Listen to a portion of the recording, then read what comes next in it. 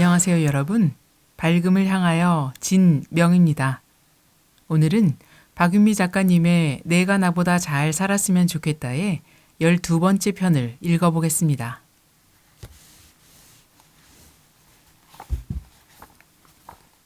누구나 공평한 기회를 누릴 수 있는 세상은 없나요?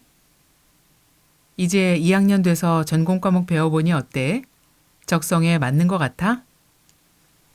잘 모르겠어요. 맨날 외웠다 까먹기의 반복인데 고등학교 때와 별반 다를 게 없어요. 열심히 외워도 무슨 뜻인지 머리에 잘 들어오지도 않고.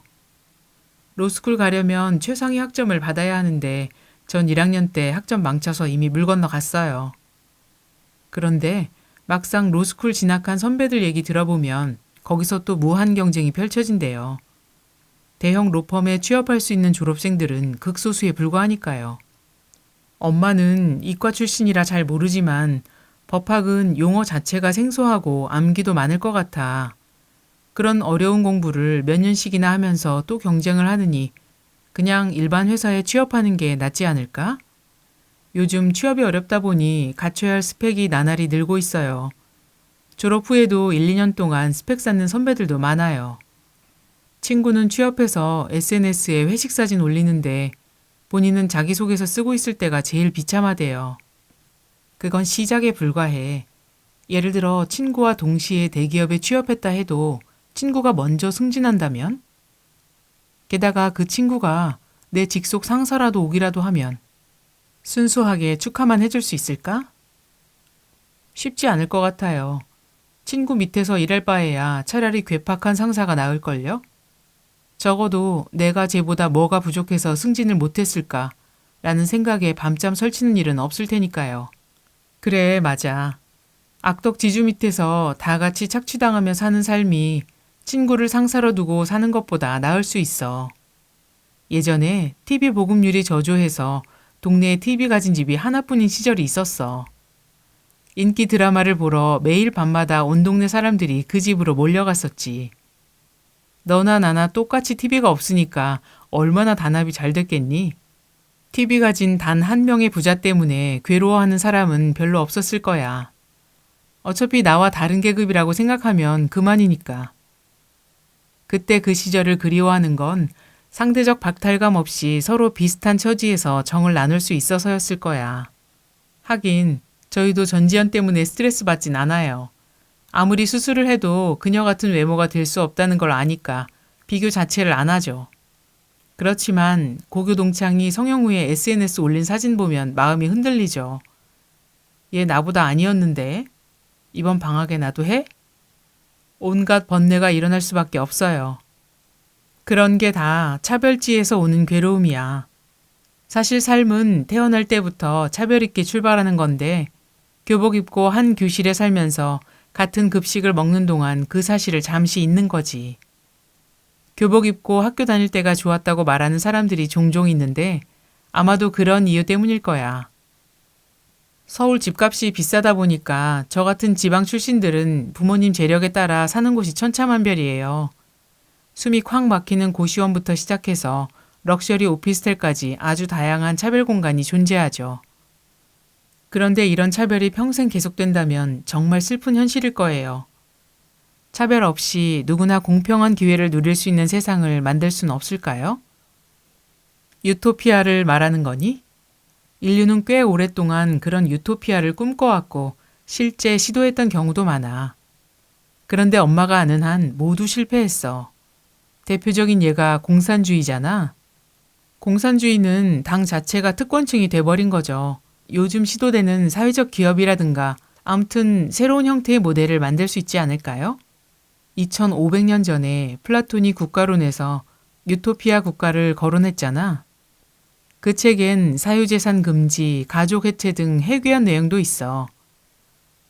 그 이후에도 평등사회 모델을 만들려는 노력은 끊임없이 시도돼 왔어. 예를 들어 미국의 오네이다 공동체는 재산 공유 및 복합결혼을 주장했지. 물론 오래 못 가고 무너졌지만 너무 극단적인 예만 알고 계신 거 아니에요? 오네이다는 그나마 미국에선 가장 성공적인 공동체였단 평가를 받는 단체야. 오네이다보다 더 괴상망측한 평등사회 모델들이 수두룩해. 남녀 교제가 불평등의 출발이라면서 금욕을 주장하다가 대가 끊기는 바람에 소멸된 공동체가 있을 정도야. 그럼 원래부터 평등사회는 될 수 없는 걸까요? 우리 모두는 상대적 박탈감 속에서 평생을 허우적거리며 살아야 할 운명인 거예요? 플라톤이 지상 낙원을 상상하며 국가론을 쓰고 있을 즈음에 부처님께서는 이미 이 세상은 차별지라고 단언하셨어. 그뿐 아니라 차별지에서 최대한 행복할 수 있는 방법? 차별지를 벗어나 절대 평등의 경지에 이르는 방법까지 세세히 설하셨단다. 굉장하지 않니? 뛰어난 철학자라도 부처님과는 비교가 되지 않네요. 그렇다면 어차피 이 세상은 차별지니까 갖가지 차별을 인정하고 거기 순응하며 살란 뜻인가요? 그건 아니야. 차별을 최소화하도록 노력해야지. 넌 역사 과목 좋아했으니까 엄마보다 더 잘할 거야. 인류는 차별을 없애려고 끊임없이 노력해왔어. 덕분에 봉건제도와 노예제도가 사라지고 발전해왔지만 그렇다고 차별 자체가 없어지진 않았어. 지주와 노예가 사라진 대신에 건물주와 임차인이 생겼잖아. 그러네요. 모양만 다르지 차별 자체가 완전히 사라졌던 때는 없었던 것 같아요. 처음부터 될 수 없었던 일인가 봐요. 그래, 맞아. 우주의 법칙을 꿰뚫어 아시는 부처님께서 그걸 말씀하신 거야. 우리가 괴로운 건 차별지에 살기 때문임을 알려주시면서 벗어나는 방법까지 가르쳐 주신 거지. 그런데 사람들은 자꾸만 이 세상에 지상 낙원을 만들고 싶어 하는 경향이 있어. 애초에 불가능한 일인데 말이야. 그러네요. 그런데 왠지 차별지를 벗어날 수 있다는 부처님 말씀이 가슴에 와닿지 않고 뭔가 비현실적인 얘기로 들려요. 차별지를 벗어난 곳은 어디일까 싶어 막막하고요. 저희와 너무 거리가 먼 이야기라 그럴까요?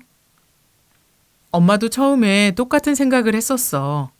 그런데 시간이 지나면서 인간의 학문으로 부처님 법을 헤아리긴 역부족이란 걸 알게 되었단다.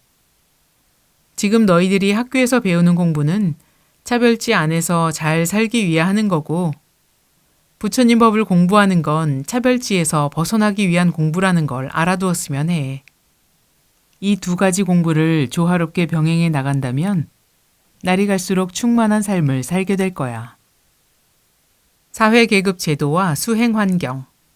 석가열의 부처님께서는 본질은 모두 동등한데 차별이 생긴 이유는 자신이 쓸데없는 생각을 일으켜 죄를 짓고 그 업장에 의하여 축생부터 천상까지 차등이 생기는 것이다. 라고 말씀하셨다. 즉 본래의 본성은 차등이 없으므로 깨달으면 누구나 다 똑같이 평등하다. 그러나 이는 본질을 보았을 때에 해당된다. 현실에서는 업장이 무거운 사람과 가벼운 사람은 분명 차별이 있다. 같이 수행하면 업장이 가벼운 사람이 빨리 깨닫는다. 그러므로 스승 입장에서는 업이 가벼운 사람을 먼저 가르쳐 지도자부터 양성할 필요가 있다. 진리로의 여행. 여러분 잘 들으셨나요? 여러분은 이 세상이 차별지라는 것이 잘 받아들여지시나요? 저는 옛날에 막연히 평등을 주장하고 이 세상의 평화를 부르짖는 사람들이 막연히 멋있어 보이고 당연히 그쪽으로 가야 되는 거라고 생각했었습니다. 그런데 부처님 법문에 이 세상은 차별지야 라는 것을 듣고 나서는 그것은 불가능한 것이구나. 그리고 부처님 견지에서는 이 세상이 차별의 세상이 아니라 본인이 쌓아놓은 업장에 의해 출발선이 다르게 된 모두 똑같은 법칙이 적용되는 평등한 세상이겠구나 라는 생각이 들었습니다.